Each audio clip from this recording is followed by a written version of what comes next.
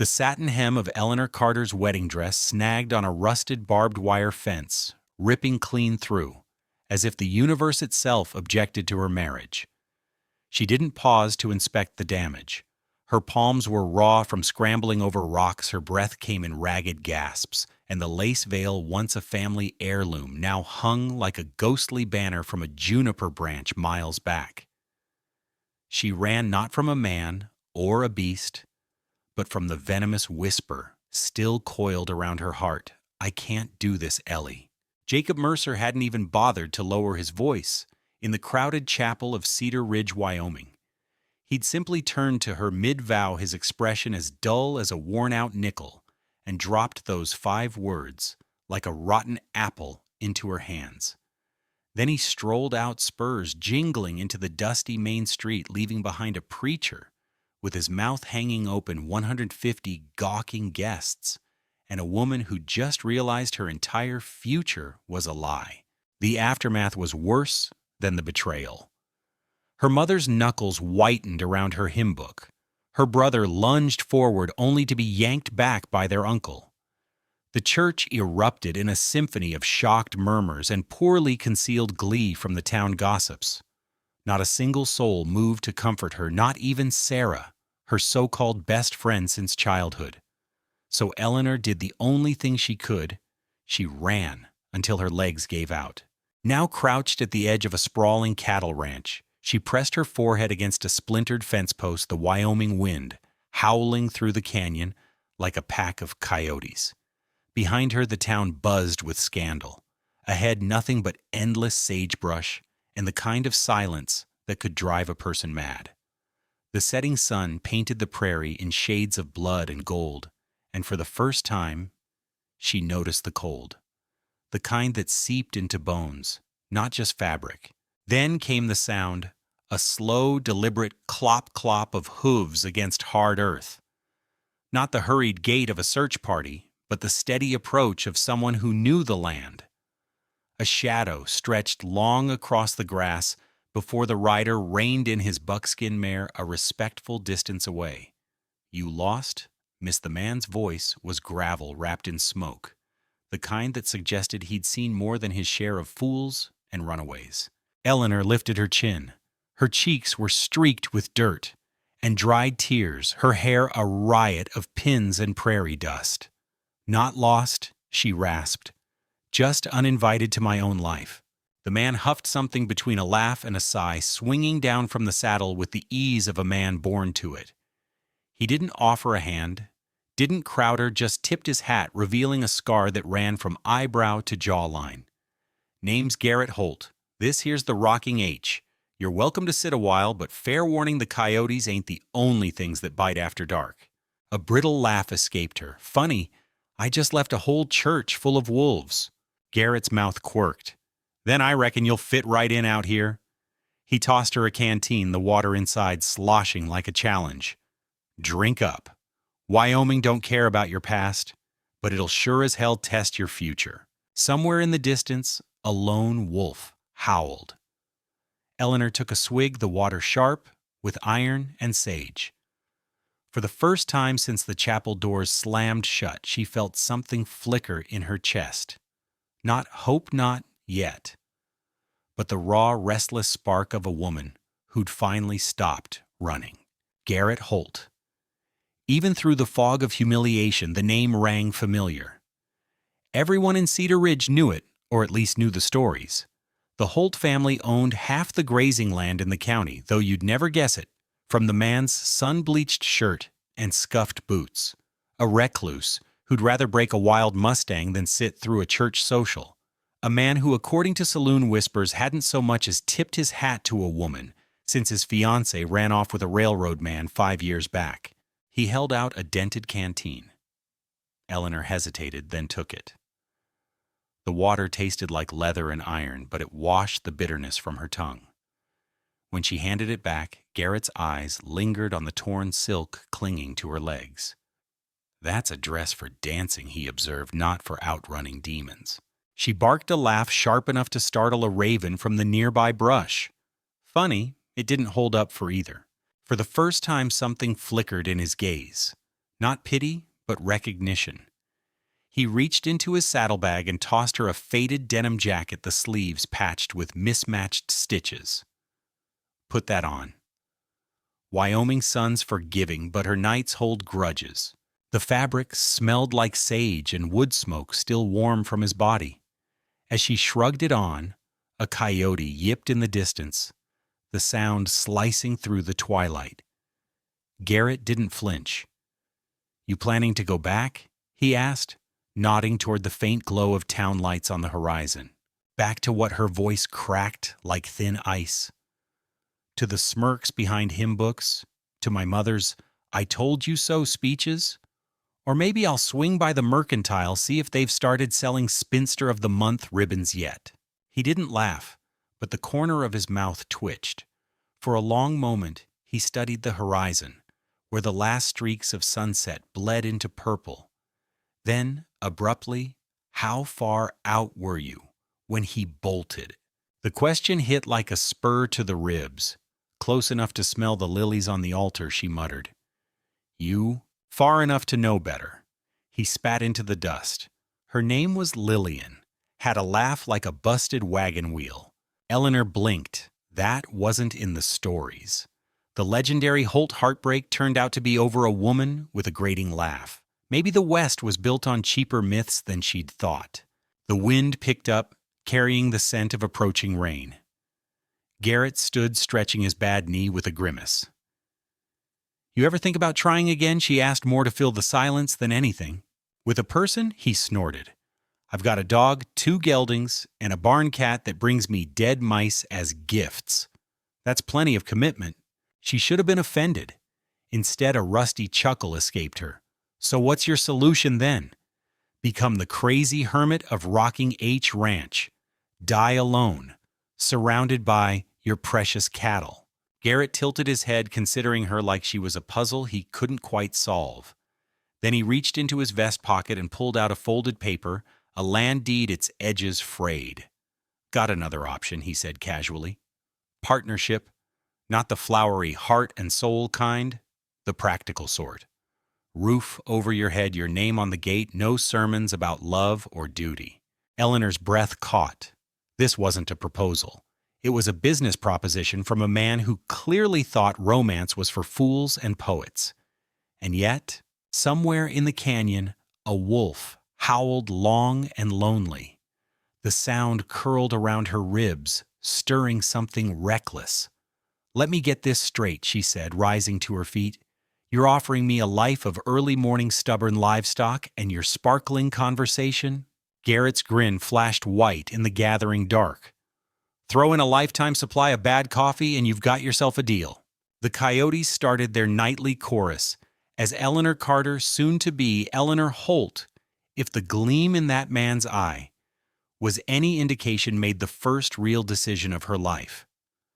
Not out of fear, not for appearances, but because somewhere between the torn silk and the shared silence, she'd remembered something vital. Some women were meant to be brides, others were born to be legends. Not love, not comfort, but something far rarer, a raw, unvarnished truth.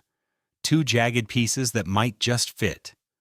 "All right, Holt," Eleanor said, dusting off her knees. "I'll take your deal." Garrett didn't smile, didn't whoop, just gave a single nod that sent his hat brim dipping low.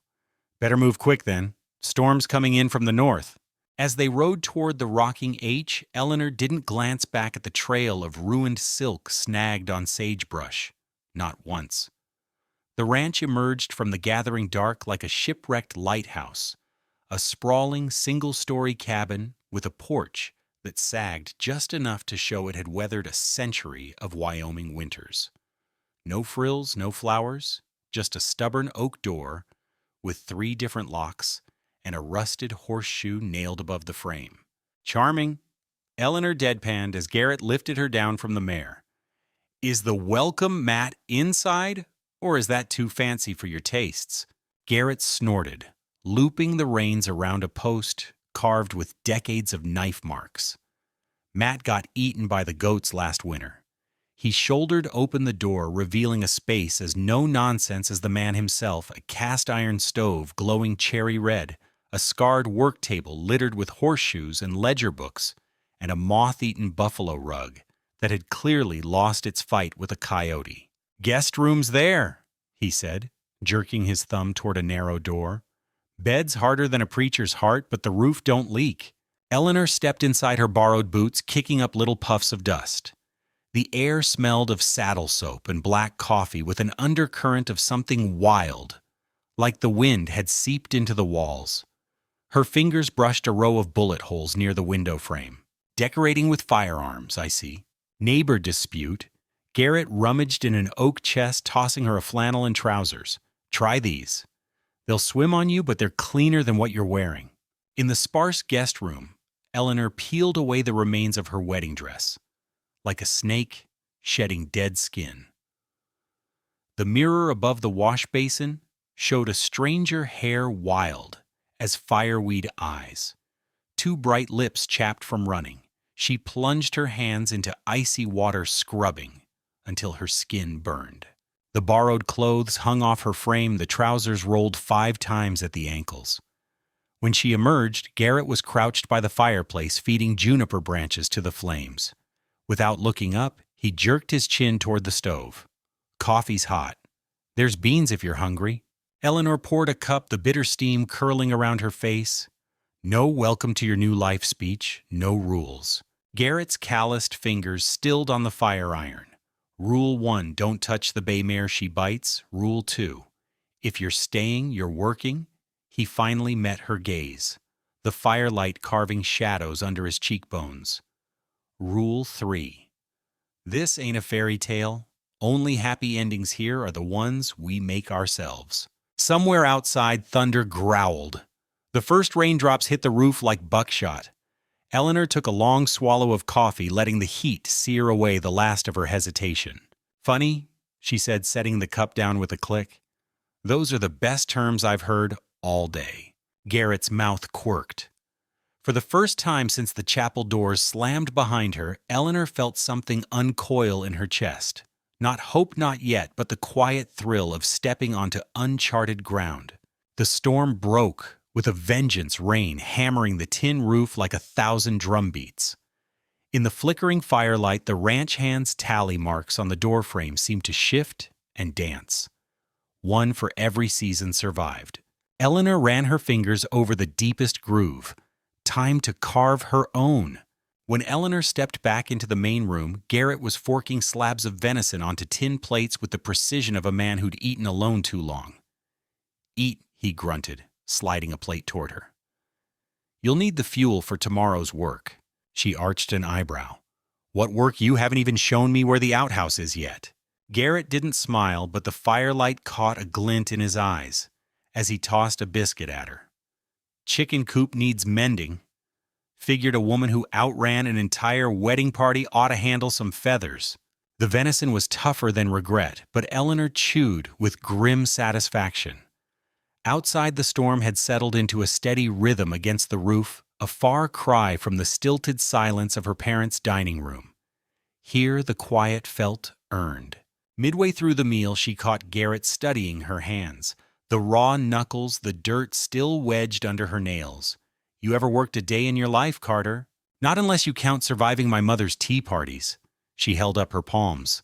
"But these today's handiwork. Turns out barbed wire makes a poor wedding guest." Garrett actually chuckled, a rough sound like boots on gravel. "Wait till you meet my rooster. Makes barbed wire seem polite." For the first time since morning, Eleanor felt something loosen in her chest. Not quite laughter, but its shadow. She wiped her mouth with the back of her hand, ignoring years of etiquette lessons. "So what's the real reason you dragged me here, Holt Ranch? Hands that cheap?" The fire popped as Garrett leaned back, his chair creaking under his weight. Saw a wild thing running toward the canyon edge.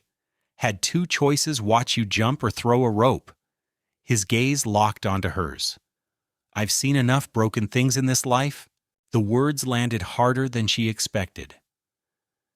Eleanor stared into her coffee, where the dregs had settled into bitter constellations. Outside, the wind howled through the cottonwoods, carrying with it the faint echo of church bells from town. Or maybe that was just the blood still pounding in her ears. Garrett stood abruptly collecting the plates. "Sun comes early. You'll want these?" He tossed her a pair of work gloves, the leather worn soft at the fingertips. Eleanor turned them over in her hands. No lace, no embroidery, just honest wear. No midnight declarations, no "this marriage will be real" speeches. Garrett paused in the doorway, his silhouette swallowing the lamplight. "Lady, I just fed you. That's as real as it gets." Upstairs, the guest room smelled of pine tar and old wool. Eleanor sat on the edge of the bed, listening to the ranch settle around her, the groan of floorboards, the distant nicker of horses, the steady drip of rain from the eaves. She'd expected to feel like an intruder, but the house seemed to exhale around her, making space. Under the pillow, her fingers brushed cold metal, a revolver oiled and loaded. Garrett's voice rumbled through the wall, "Safety's on. Don't shoot the cat, he's the only one who kills the rats." Eleanor burst out laughing, the sound foreign in her own ears. As she curled under the quilt, the gun within reach and the storm raging outside it hit her. Jacob Mercer had given her a diamond ring and empty promises. Garrett Holt had given her a weapon and the truth. Somewhere in the dark, a coyote yipped. Eleanor smiled into the pillow. Tomorrow she'd learn to mend fences. Tonight she'd already learned something far more valuable: how to stop running. The morning sun painted the rocking H in gold, but Eleanor Carter No Holt now stood frozen in the doorway, gripping a coffee cup like it was the only real thing left in the world.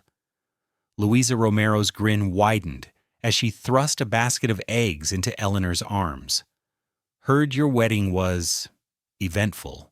Mateo peeked from behind his mother's skirts, eyes round as silver dollars. "Ma says you outran the devil himself." Eleanor choked on her coffee. "Just a man, mijo, and not much of one at that." Louisa threw back her head and laughed. The sound rich as molasses. "Oh, I'm keeping you."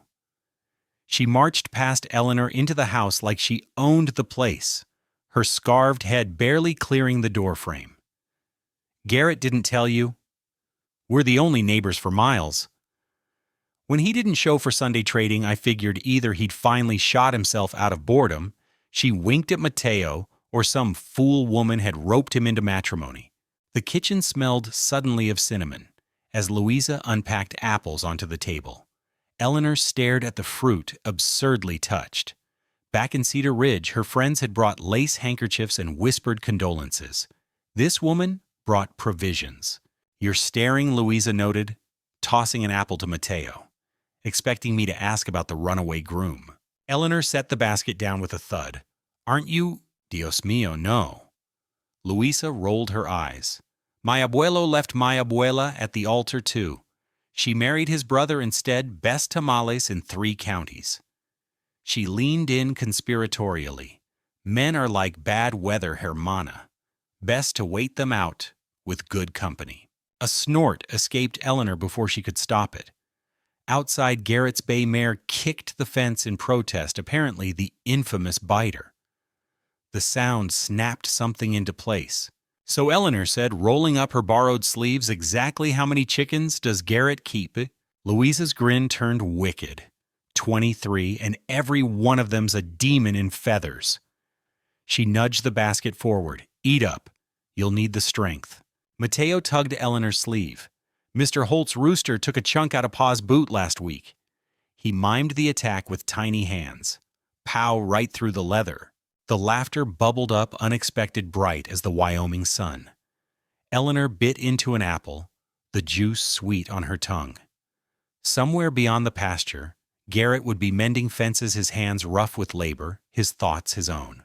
And for the first time since the church doors slammed, Eleanor realized something vital. She wasn't just running from a life anymore. She was running toward one. Louisa winked, reading her face like a wanted poster. "Welcome to the rocking H. Bruja. Now let's see if you can handle a skillet." The morning stretched ahead, full of work and wicked roosters and women who asked no questions. Eleanor Carter Holt took a deep breath and stepped into the light. Eleanor let out a sharp laugh that startled a crow from the fence post. Well, isn't that poetic? My runaway groom's daddy wants to steal my new husband's land? She kicked a pebble, sending it skittering across the hard-packed earth. Guess Clayton's family specializes in taking what isn't theirs. Garrett's jaw worked like he was chewing on barbed wire. Railmen don't care about fences or deeds. They see land, they take it. He jerked his chin toward the barn, where his rifle leaned against the doorframe. But I didn't build this place just to hand it over to some suit from back east. The late afternoon sun painted the pasture in long shadows as Eleanor studied this man, this stranger husband of hers. Dust clung to his sweat-damp shirt, his knuckles were raw from labor, and his eyes held the same stubborn fire she'd seen in Luisa's when she spoke of her abuela's tamales. A thought struck her like lightning. You need a wife at that council meeting tomorrow. Garrett froze mid-step. What? Not just any wife. Eleanor plucked an apple from Louisa's basket, polishing it against her borrowed flannel. A society wife. One who knows which fork to use at dinner and how to smile while stabbing a man in the back. She took a vicious bite, juice running down her wrist. Lucky for you, my mother trained me for that exact war. For the first time since she'd met him, Garrett looked genuinely startled. His calloused fingers twitched toward his hat brim, then stilled. You'd do that after everything. Eleanor tossed the apple core into the dirt. That railroad runs through your land. It'll be at my father's doorstep next. She met his gaze squarely. Besides, I owe Clayton Pierce a conversation. A slow, dangerous grin spread across Garrett's face, the kind that would have sent the church lady swooning for smelling salts. Well, Mrs. Holt, he drawled, tipping his hat. Reckon we best get you a proper dress then. Something that says, respectable rancher's wife, but whispers, I'll cut you. The wind shifted, carrying the scent of coming rain and distant sage. Somewhere beyond the ridge, trouble was brewing in Cedar Ridge. But here now, Eleanor felt something new uncoiling in her chest. Not just survival, but purpose. One condition, she said, stepping into Garrett's space until she could see the flecks of gold in his storm-gray eyes. We stop by the mercantile first. I need better ammunition than a salad fork. Garrett's laughter rang across the pasture as he swung onto his horse, extending a hand to pull her up behind him. The sun dipped below the horizon, painting the sky in hues of wildfire and blood. Tomorrow, the battle would begin. Tonight they'd ride into the gathering dark, two broken souls, turned sharp-edged allies, with the whole Wild West as their witness. The air in the council chamber turned thick enough to choke on. Eleanor watched Charles Whitmore's fingers twitch toward his pocket, watched the same nervous tick Clayton had when lying about working late at the bank. She stepped forward before Wyatt could respond, her borrowed boots clicking sharply against the floorboards. Gentlemen, she said sweetly, channeling every excruciating tea party her mother had ever forced upon her. Surely there's no need for accusations. She smiled the same knife-edged smile she'd used on Cedar Ridge's most vicious gossips. After all, we're all reasonable people here. Well, her gaze flicked to Whitmore. Most of us. The councilman on the far right, a walrus of a man with a waxed mustache, choked on his coffee. Whitmore's face purpled. Miss Carter? Mrs. Holt, she corrected, savoring the way the name felt on her tongue. Though I suppose that must sting Charles. First your son abandons me at the altar. Now your railroad can't have my husband's land. The Whitmore men do seem to have trouble acquiring what they want. Wyatt made a sound halfway between a cough and a laugh. The walrus-faced councilman suddenly found the ceiling fascinating. Whitmore slammed his palms on the table. This is highly irregular. So is sending surveyors onto private property before filing proper notice, Wyatt drawled, pulling a folded paper from his vest. But here we are. He tossed the document onto the table, a land deed with fresh ink. Updated this morning. Joint ownership. Turns out marriage has its perks. Eleanor barely kept her surprise from showing. The bastard had added her name to the deed without telling her. The room erupted. Whitmore sputtered about legality. The other councilman leaned in to examine the document. Only the oldest member, a grizzled rancher with scars from the Cheyenne Wars, remained still, his sharp eyes moving between Eleanor and Wyatt. When he spoke, his voice cut through the chaos like a whip crack. Enough. He stood slowly, his chair groaning in protest. I knew your father, Callahan.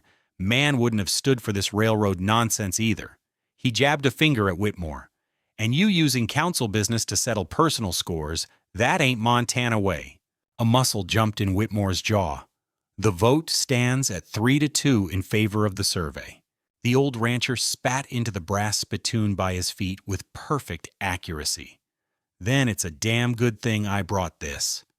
From his coat, he produced a yellowed map, the original territorial land grant signed by President Grant himself. Seems your granddaddy forgot to mention the mineral rights clause, Charles. This land's got silver veins running through it. Railroad digs here? He grinned, showing 3 remaining teeth.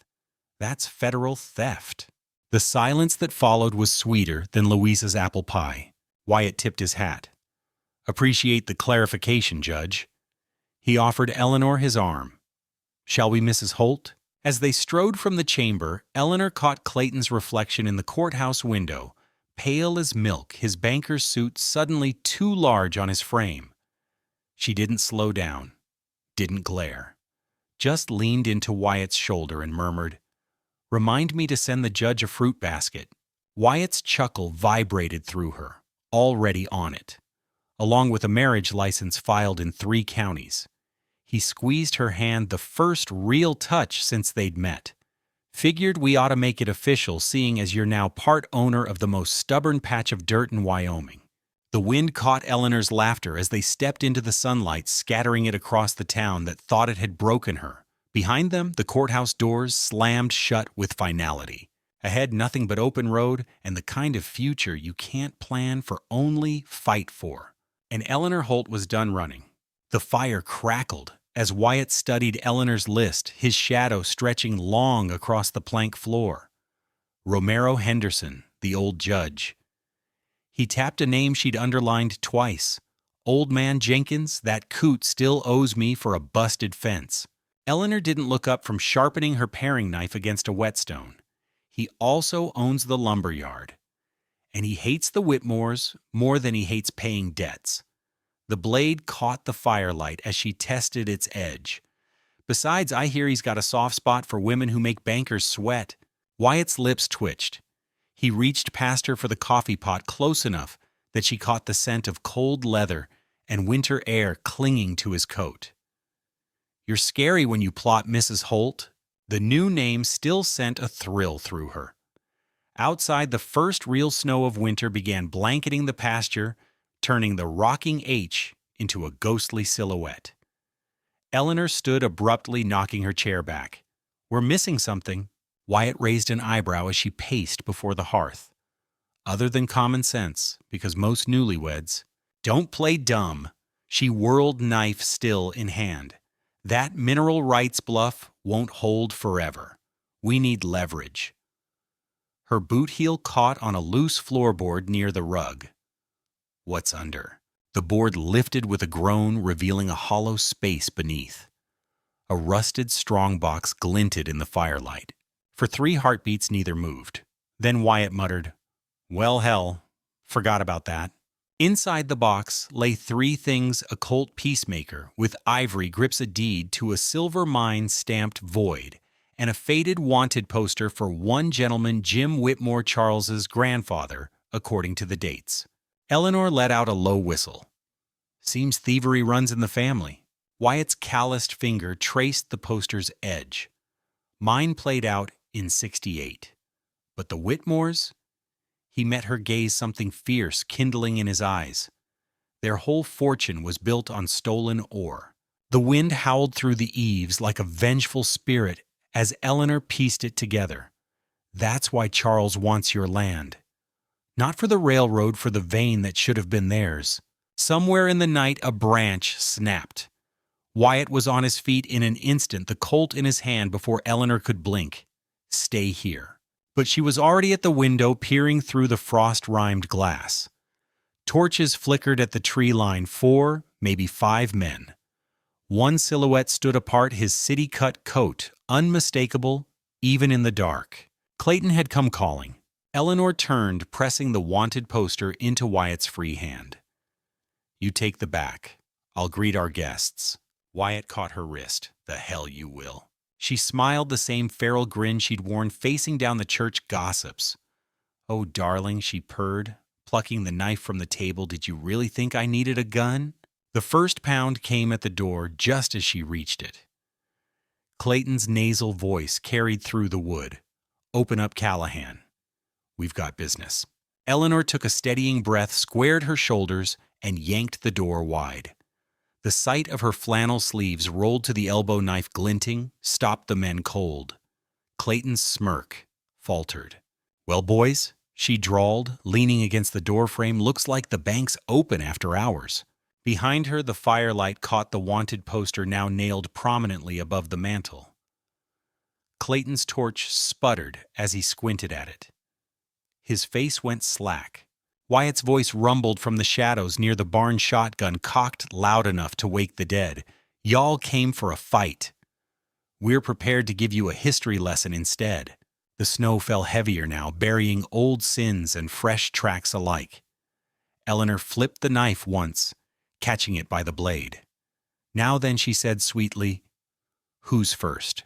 The crunch of Wyatt's boots on frozen earth sounded like gunfire in the stillness. The trespassers froze their lanterns, swinging wildly as the land agent squinted into the dark.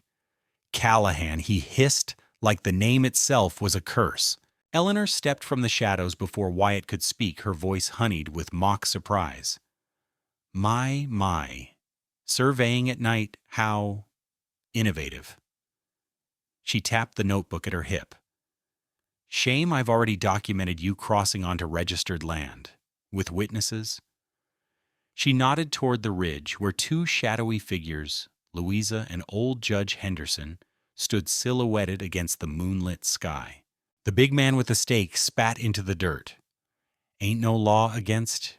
There's laws against trespassing, falsifying boundaries," and Wyatt cut in, thumbing the hammer of his rifle, "attempted theft of mineral rights, which incidentally carries a 20-year sentence in this territory." He tilted his head toward the red ribbon stake. "Especially when you're planting evidence on a federal claim." The color drained from the land agent's face. "That's a damn lie."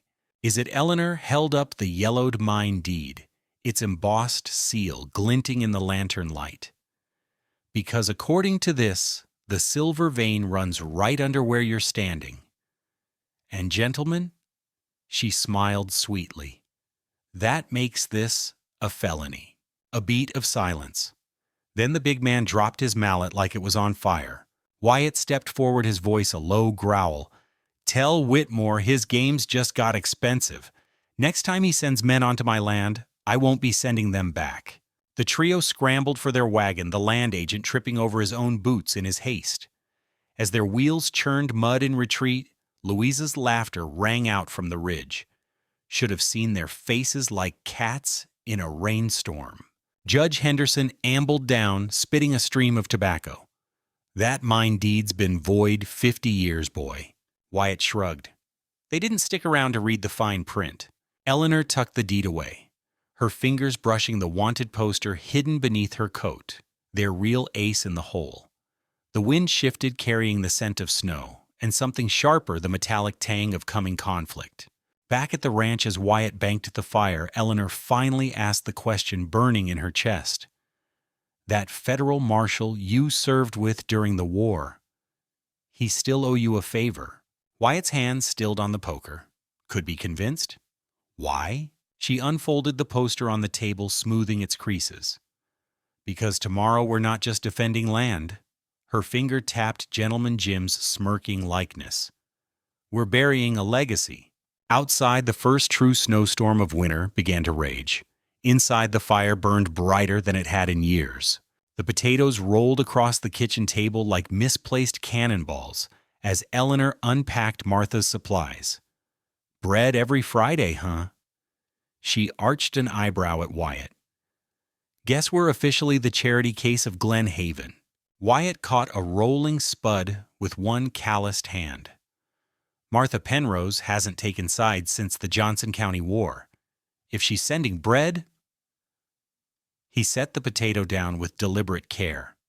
Means the tide's turning. Eleanor unwrapped the linen's sturdy cotton knot lace and froze. Nestled between folds was a Colt 1877 Thunderer, its nickel plating worn but well oiled. A note fluttered to the floor. For the lady of the house. Emmy. Wyatt whistled low. That's not a baking tool. Eleanor spun the revolver with practiced ease, the firelight glinting off its barrel. Martha and I are going to get along just fine.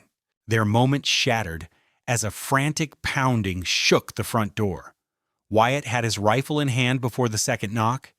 On the porch stood Mateo Luisa's boy, his breath coming in ragged gasps. They took Ma. The lad's shirt was torn at the collar, his cheeks streaked with dirt and tears.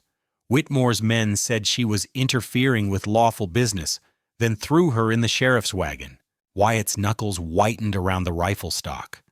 Eleanor was already shrugging into her coat, the Thunderer tucked into her belt. What business? Mateo swallowed hard.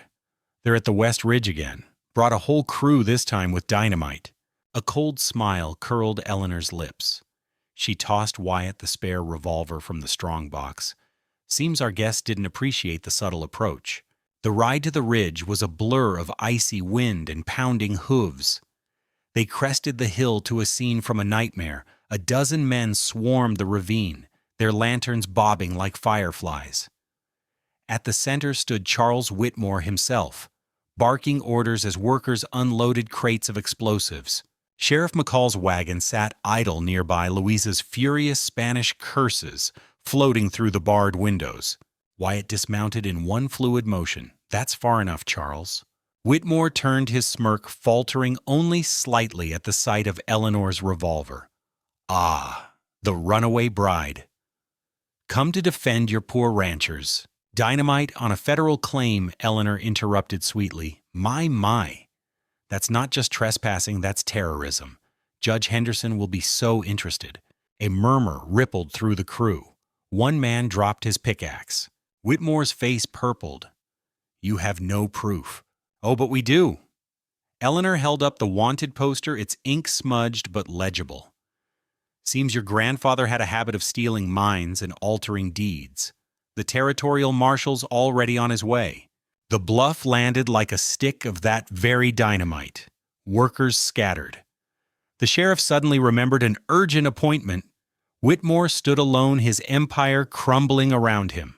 As dawn broke over the ridge, Eleanor watched Clayton arrive too late as usual to collect his broken father. Their eyes met across the battlefield, and for the first time he looked away first. Louisa emerged from the wagon with a warrior's grace, immediately cuffing Mateo's ear for following them. Idiota, you scared 10 years off me. Wyatt holstered his rifle, his gaze lingering on Eleanor.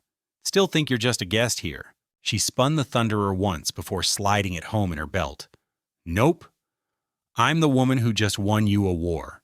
The wind carried the scent of gunpowder and justice as they rode home, where Martha's bread sat waiting warm and whole on the table. The blue pins gleamed under the lantern light like tiny swords drawn in battle. Eleanor tapped them with the tip of her knife, the same one she'd used to skin apples that morning. These three, they're the key. The McBride water rights, the Davis mineral claim, and... She paused dramatically, the old Romero sheep path that just happens to cut through Whitmore's new railroad survey. A grizzled rancher in the back spat tobacco into a tin cup. That ain't no coincidence. Damn right it's not, Eleanor agreed. It's a pattern. And patterns... She flipped the knife, catching it by the blade. They make excellent nooses for greedy men. The barn erupted in murmurs. Old man Jenkins, who'd been leaning against a hay bale nursing a flask, suddenly straightened. Hell's bells, girl, you're talking about a class action suit. Wyatt stepped forward, his shadow stretching across the map like a sentinel. We file together, we stand together. No more picking us off one by one. Just as the crowd began buzzing with agreement, the barn doors burst open with a bang. All heads swiveled to see Louisa, still in her jailhouse dress hair, wild from the wind, dragging a squirming, well-dressed man by his ear. "Look what I found snooping in the bushes," she announced, shoving the man forward. Clayton Whitmore stumbled into the firelight, his tailored suit now smeared with mud and manure. The room went dead silent. Eleanor's smile could have frozen hell over. Well, well, if it isn't the prodigal banker. She circled him slowly. "Come to take notes for Daddy." Clayton's eyes darted around the barn, taking in the armed ranchers, the damning map, the sheer numbers of people his family had wronged. His usual smirk crumbled. I was just spying," Wyatt supplied, cracking his knuckles. Leaving Clayton squeaked, backing toward the door. Eleanor blocked his path, her voice dripping with false sweetness. "Oh no, Mr. Whitmore. You'll stay and deliver a message." She plucked a blue pin from the map and pressed it into his trembling palm. "Tell your father his game is over. The next time he sends men onto our land." She leaned in close, whispering loud enough for all to hear, "We won't be sending them back." The barn erupted in cheers as Clayton fled into the night. The sound carried across the pastures, shaking the snow from the pines, a war cry, not of violence, but of unity. Wyatt caught Eleanor's eye across the crowd. No words were needed. The battle lines were drawn. And for the first time in Wyoming history, the little people weren't just fighting back. They were winning. The heat from the burning barn hit Wyatt like a physical blow as he grabbed McBride by his suspenders. The horses still in there. McBride's face was streaked with soot and fury. 3 in the east stalls can't get to him. Without hesitation, Wyatt yanked his bandana over his nose and plunged into the smoke. The fire roared like a living thing, timbers groaning as flames licked at the remaining rafters. A chestnut mare reared in panic, her eyes rolling white as Wyatt fought to unlatch the stall gate. Then a gunshot cracked through the chaos. Wyatt spun, instinctively shielding the horse as another shot ricocheted off the iron water trough. Through the billowing smoke, 3 shadowy figures retreated into the tree line, but not before Wyatt caught the glint of a Whitmore brand on a saddlebag. He emerged from the inferno, leading all 3 horses just as the roof collapsed in a shower of sparks. The McBride women rushed forward with blankets, their tear-streaked faces illuminated by the dying fire. Old Man McBride gripped Wyatt's arm with a trembling hand. "They came with torches. Said this was just the start if we didn't drop the lawsuit." Wyatt's voice was deadly calm. "Where's your rifle?" As if in answer, the distant thunder of hooves echoed through the valley, not from the retreating arsonists, but from the east. A dozen riders materialized from the darkness, their silhouettes unmistakable. Louisa, astride her paint mare Judge Henderson, with his double-barreled shotgun, and Eleanor God, help him leading the charge, with Martha's Thunderer glinting in her fist. Eleanor reined up beside Wyatt, her eyes scanning the smoldering ruins before locking onto his. "Took you long enough," she deadpanned. "We brought reinforcements." The reinforcements turned out to be every signer from the barn meeting, plus 3 Glen Haven shopkeepers armed with meat cleavers. Judge Henderson spat tobacco onto the snow. "Arson's a hanging offense, boys. Let's go collect us some necktie parties." But Eleanor was already striding toward the tree line where the arsonists had fled. She paused, bending to pluck something from the mud, a silver cufflink engraved with a stylized W. Wyatt came up beside her as she pocketed the evidence with a predator's smile. "Still think we should wait for the courts." The embers of the barn cast flickering shadows across his face as he made his decision. "Saddle up," he called to the gathered ranchers. "We ride at first light." Eleanor arched an eyebrow. "Helena, better." Wyatt tightened his saddle girth with a jerk. "The territorial governor's hunting lodge. Time Charles Whitmore learned what happens when you corner a pack of wolves." As dawn tinged the horizon, blood red, the posse moved out, not as victims, not as petitioners, but as avengers. The snow beneath their horses' hooves didn't muffle their advance. It sang with the promise of reckoning. And leading them all side by side rode a rancher who'd found his voice, and a runaway bride who'd finally come home. The lantern light flickered across Eleanor's exhausted face as she pored over the map, her finger tracing the route to Helena. 7 days isn't enough, she muttered. Not unless... A sudden crash from the porch interrupted her. Wyatt had his shotgun leveled before the door finished swinging open. There stood Clayton Whitmore, not smug in his tailored suit, but disheveled, one eye swollen, shut, his fancy waistcoat torn at the seams. He swayed on his feet, clutching a leather satchel to his chest like a life preserver. Before you shoot, he slurred, blood trickling from his split lip. You'll want to see what's in here. Eleanor's knife was at his throat before he could blink. Try me. Clayton swallowed hard, the blade dimpling his skin. My father's records, every bribe, every forged deed, every arrangement with the railroad men. He dropped the satchel with a thud that sent papers spilling across the floor, including the order to burn the McBride barn. Wyatt kicked the door shut with his boot. Why bring this to us? Because he was going to pin it all on me. Clayton's voice cracked like a teenager's. Said I needed to take responsibility for the family's unfortunate setbacks. His laugh was hysterical. You were right about him, Nora. He'll sacrifice anyone to win. Eleanor exchanged a glance with Wyatt. This reeked of a trap. But as she flipped through the documents, bank drafts, incriminating letters, even a signed confession from one of the arsonists, her pulse quickened. This is it. This is what we need. Clayton sagged against the wall. I want immunity and safe passage out of the territory. Wyatt's smile was colder than the Montana winter. How about we don't hang you instead? As dawn approached, they worked feverishly. Eleanor organized the evidence while Wyatt roused Judge Henderson and the retired marshal. By first light, a plan took shape. They'd ride to Helena not as a ragtag group of farmers, but as an armed convoy escorting a federal witness.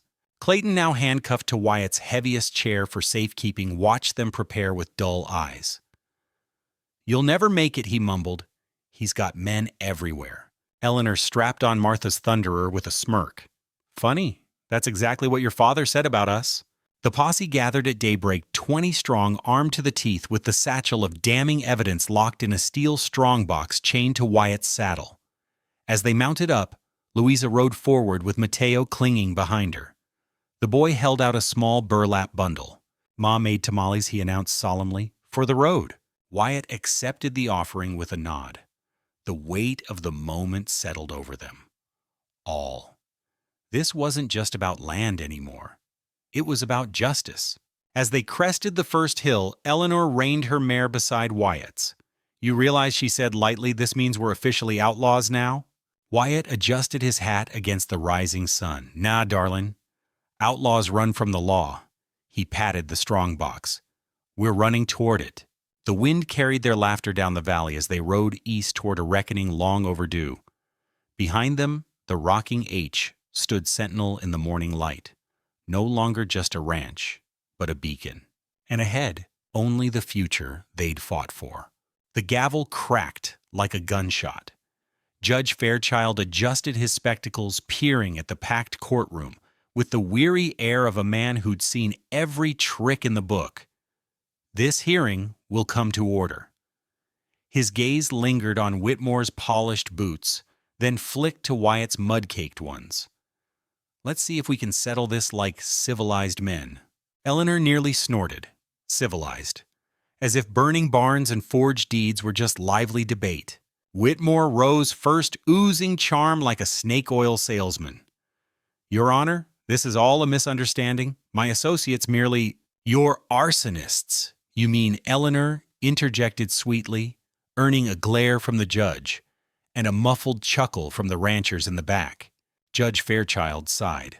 Mrs. Callahan, unless you're actually Your Honor, she said, rising with a stack of documents. It's Mrs. Holt now. Marriage tends to complicate things for men who rely on women having no legal standing. She dropped the first bombshell with a smile, the marriage certificate dated before the land transfer. The courtroom erupted. Whitmore's lawyer scrambled to object while Clayton went pale, suddenly realizing why Eleanor had insisted on that rushed ceremony. Wyatt took his turn next, slamming the strongbox onto the evidence table. Exhibit B, he announced, flipping open the lid to reveal Clayton's stolen documents, proof of bribery, fraud, and conspiracy to commit arson. But it was Judge Henderson who delivered the killing blow. The old man limped forward, unfolding a yellowed poster with theatrical flair. And this, Your Honor, is why the Whitmore family has been so desperate to get their hands on Callahan land. The wanted poster of Gentleman Jim Whitmore fluttered in the stunned silence. Judge Fairchild's glasses slipped down his nose as he examined it. Well, I'll be damned. He fixed Whitmore with a glare. Your grandfather's silver mine wasn't just played out, it was stolen, which means every deed stemming from it is null and void, Wyatt finished. The gavel came down with finality. Court adjourned for deliberation. All parties will return at 3 p.m. for my ruling. As the crowd spilled into the hallway, Clayton grabbed Eleanor's arm. You bitch, he hissed. You planned this from the start. She pried his fingers off one by one. No, Clayton. I just stopped letting you plan everything.